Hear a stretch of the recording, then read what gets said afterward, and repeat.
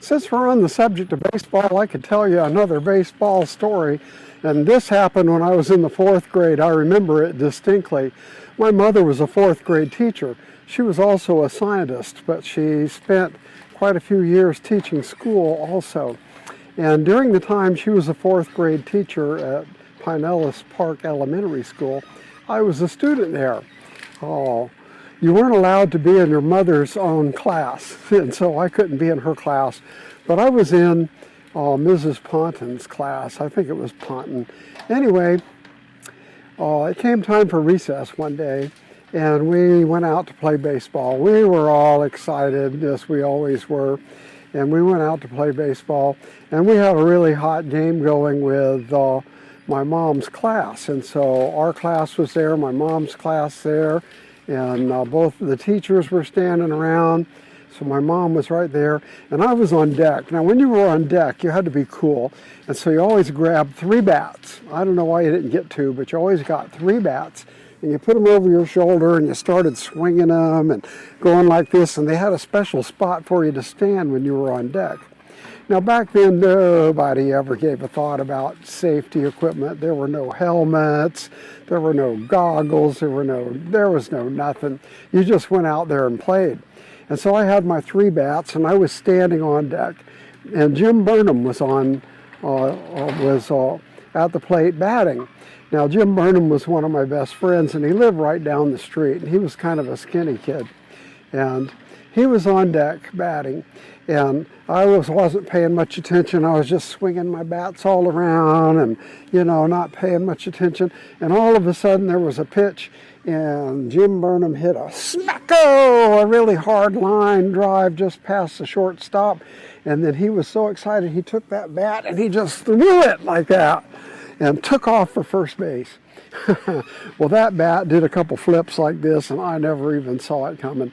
And all of a sudden, that bat hit me right across the face, right there. It didn't even bounce first. It just went from Jim's hand to my face, hit me right across the face at an angle just like this.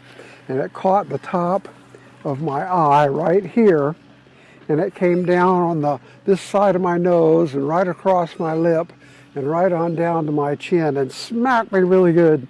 It cracked my skull right there. To this day, you can feel a little divot right there where the baseball hit my head, and it busted my nose, of course, really bad, and popped my lip really bad.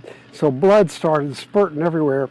But the worst thing was I was wearing braces, and it hit my teeth, and it knocked my braces off, and it knocked this tooth clear out of my mouth.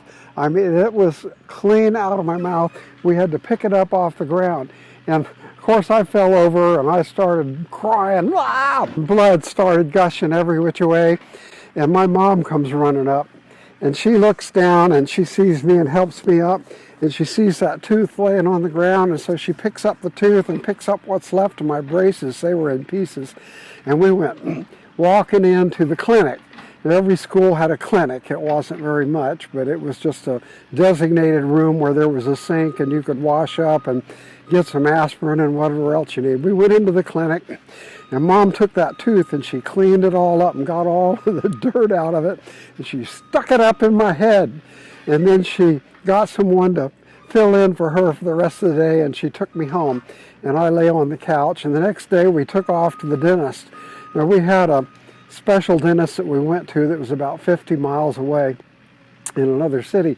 We went to that special dentist, and he looked the tooth over. He didn't take it out. He just went like this and pushed on it, and he looked and he says, "Well, I don't think you better wear braces anymore. That's just not going to work out. So if you have braces and you really don't like them, this is one way you can get rid of them. Get hit in the mouth with a baseball bat." And he says, "I doubt that tooth's going to live. We're just going to leave it alone and watch it and see what happens." And Mom told him the story about how she had picked it up off the ground and washed it off and jammed it up in my head.